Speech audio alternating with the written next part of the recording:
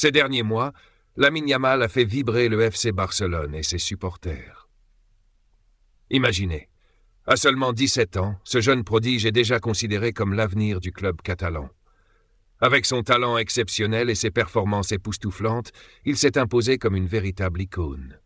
Mais voilà, lors du gala des Globe Soccer Awards à Dubaï, la réalité a rappelé que le chemin est encore long, notamment face à des rivaux comme Jude Bellingham et Vinicius Junior, véritables stars du Real Madrid. Et ce soir-là, Lamine Yamal a vécu un moment difficile. Le FC Barcelone traverse une période compliquée. Depuis plusieurs saisons, les problèmes collectifs sont bien visibles.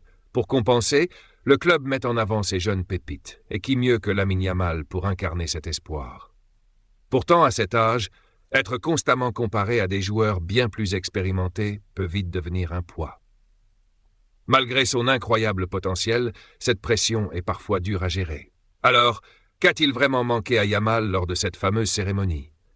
Le Real Madrid, une fois de plus, a imposé sa suprématie.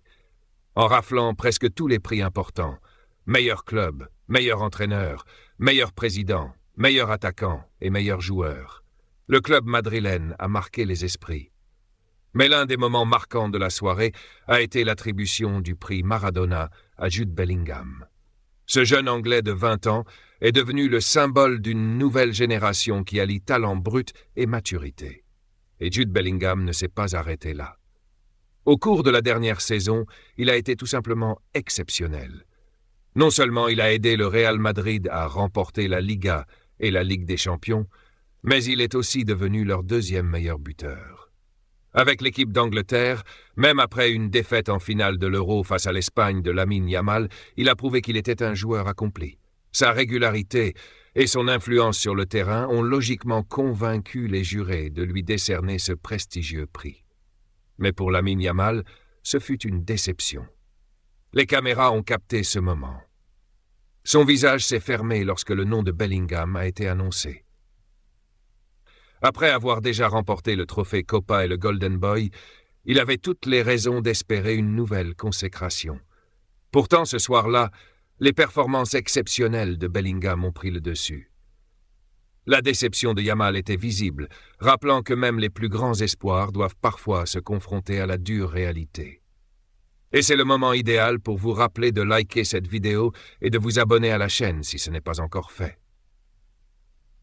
Dans son discours, Jude Bellingham a montré pourquoi il est si spécial. Avec une humilité rare, il a déclaré « Je sais que je suis dans le meilleur club du monde. Je veux continuer à gagner avec cette génération. La saison est longue et nous avons le temps de nous améliorer. » Ces mots montrent à quel point il est concentré sur ses objectifs et prêt à écrire l'histoire. Mais attendez, ce n'est pas tout. Si Bellingham a marqué la soirée, un autre joueur du Real Madrid a brillé encore plus fort, Vinicius Junior. Le Brésilien est reparti avec les prix de meilleur joueur et de meilleur attaquant, confirmant qu'il est l'une des stars les plus influentes du football actuel. Ces trophées ont également relancé le débat autour du Ballon d'Or. Certains pensent que Vinicius a été injustement écarté cette année. Même Cristiano Ronaldo n'a pas hésité à critiquer le processus, affirmant que le Brésilien méritait largement ce titre. Et pendant ce temps, Lamine Yamal, malgré son immense talent, doit encore prouver qu'il peut rivaliser à ce niveau sur la durée. Rappelons qu'il n'a que 17 ans. Pour le FC Barcelone, il est crucial de protéger cette pépite, de lui laisser le temps de grandir et de s'épanouir sans une pression écrasante. D'un autre côté, le Real Madrid continue de dominer.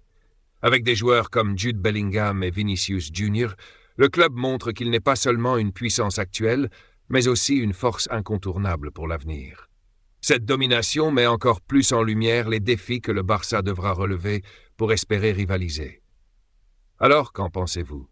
Le Barça peut-il vraiment s'appuyer sur des talents individuels pour faire face à un Real Madrid aussi puissant? Ou devra-t-il réinventer son approche pour retrouver sa grandeur?